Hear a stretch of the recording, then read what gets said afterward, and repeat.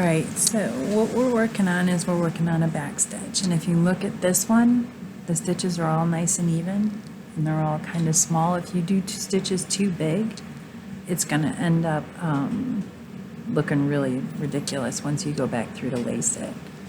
So we're going a little bit forward, and I'm doing this in one step.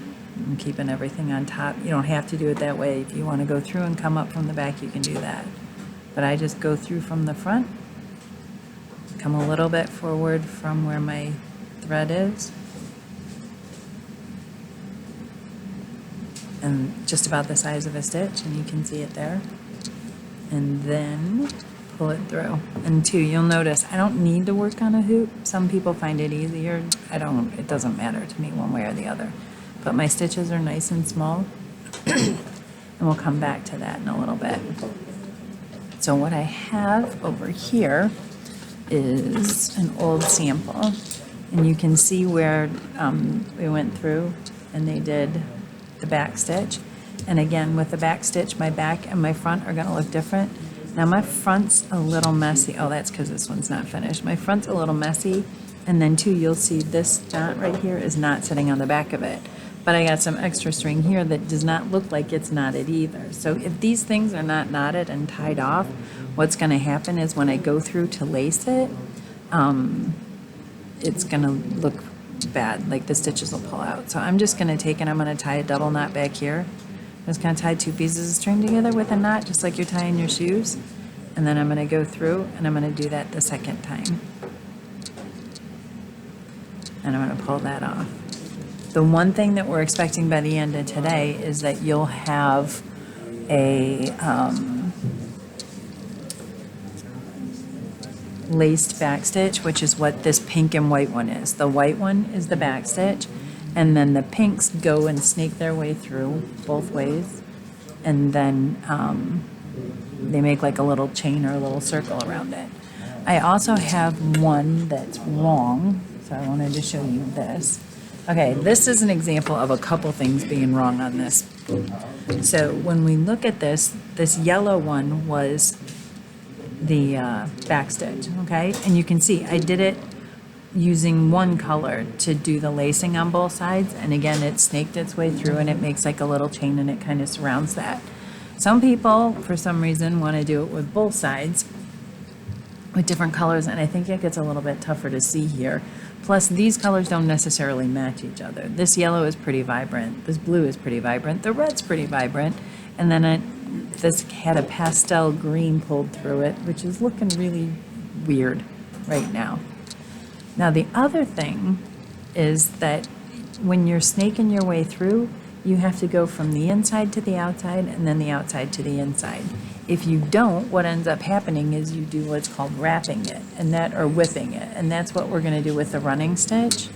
But if you do it kind of weird, what you'll end up happening is you'll have it where it's not laying down on both sides of it, or it's not even wrapped in opposite directions. So this is a mistake there, and this is how it should look when it's wrapped as a running stitch, okay? So it will look kind of like a rope standing up on top of your fabric. This yellow stitch here was a back stitch, so it makes it even stand off more, which I'm not opposed to as well, but I do want the whipping to be good and the wrapping to be there. So again, with one color, it looks really pretty together and everything, but once you start adding more colors in there and getting all weird, then it gets a little bit wonky. So these are two examples. This is the laced back stitch right here, and this is a whipped running stitch. And we talked about, like, with the back stitch, this is how the back looks. It doesn't look the same. With the whip stitch, it does. Like it is the exact same on the back as it is on the front. This is a running stitch, and on the back it looks the same. And you'll see that the back is pretty much almost as neat as the front is with a running stitch. Okay, and then this pink part is where it starts to be a whipped or a wrapped running stitch. So those are examples of what we got going on. This one is again a back stitch, and I'm just trying to find another. There we go. We can do it with black. So if I'm doing that and I'm gonna I'm gonna lace the back stitch, which means basically going from one side to the other. And this is what's due tonight at midnight. Tomorrow is the running stitch whipped. So I'm gonna start from the inside and go to the outside, and I'm just gonna snake my way through here. So I've got that one way, got that the other way. Now, if your stitches are too large or they're not tied down well enough, these stitches will end up coming out. I'm not trying to pull on these at all, like literally, once I get that laying down next to it, I'm gonna stop pulling on it. So I'm going through and I'm snaking my way through, and whatever side I'm on, I'm gonna go back and do it that way.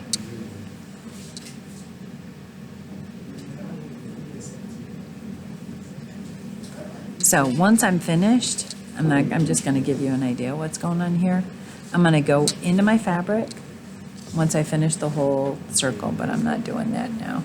I'm gonna go in and just kind of pin it down, and then I'm gonna come back up, and I'm gonna go the opposite direction. So if we look at this first stitch that I come to, I came in from the outside and went to the inside. So I'm gonna do the opposite of that, and I'm gonna come in, I lied. I'm gonna go, I need to get on the same side here. So if I come through here, with this stitch, I came from this direction, so I'm gonna come from this direction. And then I'm gonna let it lay down on the other side. With this one, I came from this direction, so now I'm gonna go from this direction. And it should be, if I did everything right the first time, it should be whatever side I'm on, that's the side I'm gonna go in on.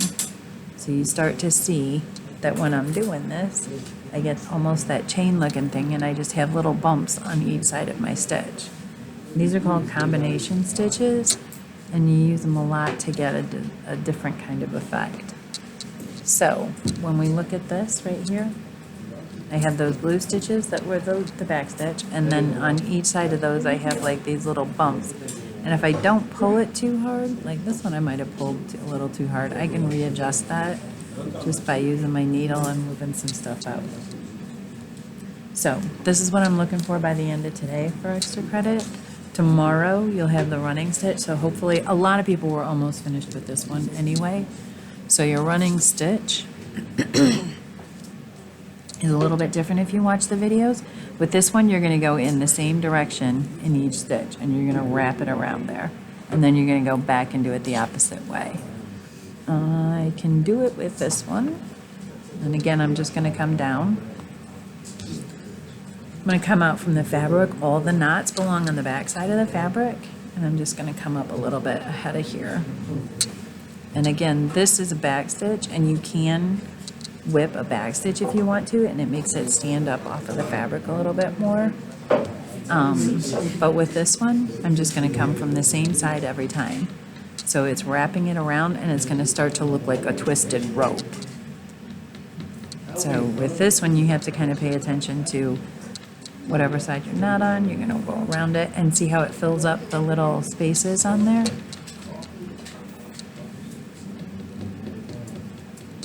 So from the outside to the inside. And it will look like a rope. If it doesn't look like a rope, that means we have to stop and kind of reevaluate where we are. And the same thing is with the other one. When you get to the end of your heart, you're gonna go down, you're gonna pin it. Then you're gonna come back out.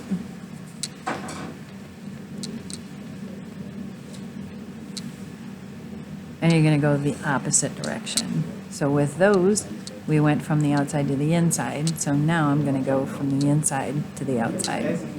And I'm still going under that blue stitch, and it's gonna make like a little X over the top of this. Did I just screw that up? We'll find out. Yep, I did. So we already know I made a mistake.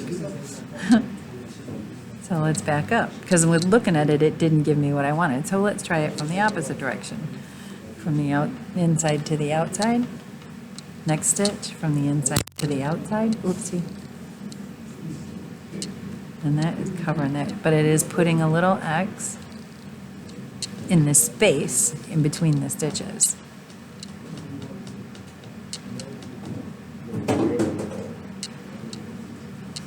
Did I just do that?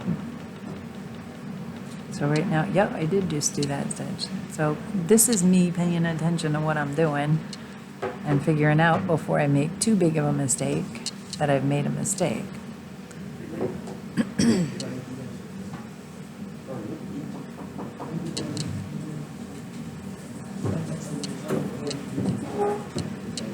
So those are little X's you can see there over each one of the holes.